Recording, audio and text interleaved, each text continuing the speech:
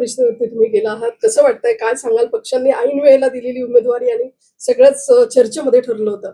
नाही, नक्कीच मी आधी सांगितलेलं की आदरणीय आमचे राष्ट्रीय अध्यक्ष सुनेत्रा वहिनी पवार यांनी एवढी मोठी संधी दिल्याबद्दल मी त्यांचं मनपूर्वक आभार मानतो, आधी मानलेले आहेत. आणि आता बिनविरोध झाल्यामुळे एक आनंद आहे. हा विजय मी आधीच स्वर्गीय अजितदादांना समर्पित केलेला आहे आणि त्यांच्याच विचारांवर मी पुढे काम चालू ठेवणार आहे. पक्षाने दिलेली उमेदवारी असेल किंवा त्या दिवशीची चर्चा, इतरही लोकांनी फॉर्म भरले होते आणि बरेच नाटकीय हे झालं होतं. या सगळ्यांना कसं बघता तुम्ही?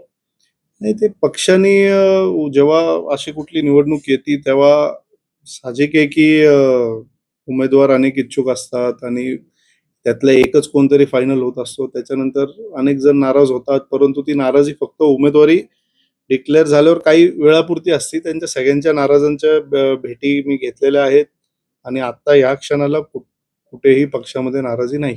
विक्रम दादा, तुम्ही तरुण आहात. तरुणांना तुमच्याकडनं खूप मोठी अपेक्षा आहे. काय बोलाल तुम्ही?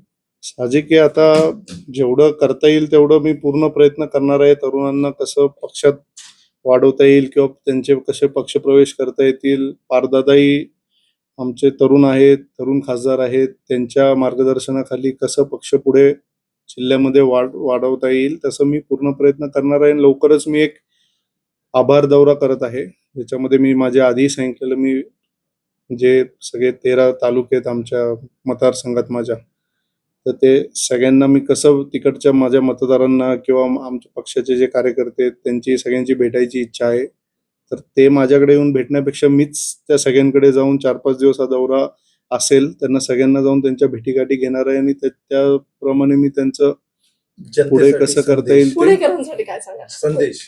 पुणेकरांसाठी एवढंच सांगेल की जे काय मला संधी आमच्या पक्षाकडनं मिळालेली आहे त्याचा मी फक्त पुणे जिल्ह्यापुरता कसा जास्तीत जास्त वापर करता येईल, कसे निधी आणता येतील शासनाकडनं, कशी समस्या सगळ्या जे काय आहेत पुण्यात असतील त्या सगळ्या सोडवण्याचा पूर्ण प्रयत्न मी करणार आहे. आणि मी सगळ्यांसाठीच उपलब्ध असेल. कोणालाही पुणेकरांना कधीही भेटायचं असेल तर मी माझ्या ऑफिसमध्ये उपलब्ध आहे. थँक्यू.